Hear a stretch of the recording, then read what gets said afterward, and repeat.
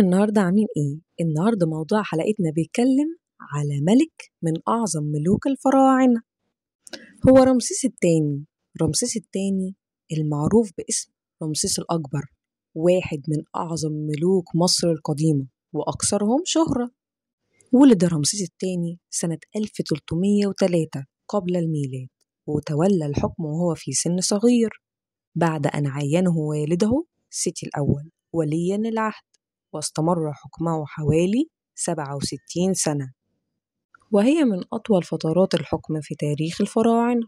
كان رمزا للقوة والعظمة، وشارك في حملات عسكرية كثيرة في بلاد الشام والنوبة، ونجح في توسيع حدود مصر والحفاظ على قوتها.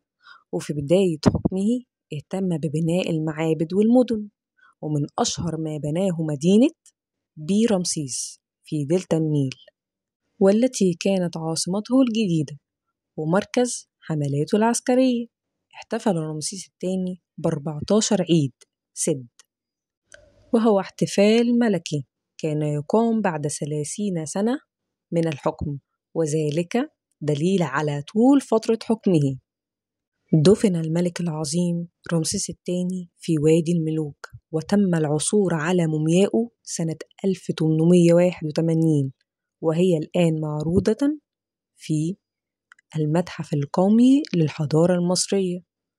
كان رمسيس الثاني مثالا للحاكم القوي والبناء، وترك بصمة عظيمة في تاريخ مصر القديم جعلت اسمه يذكر حتى اليوم بكل فخر.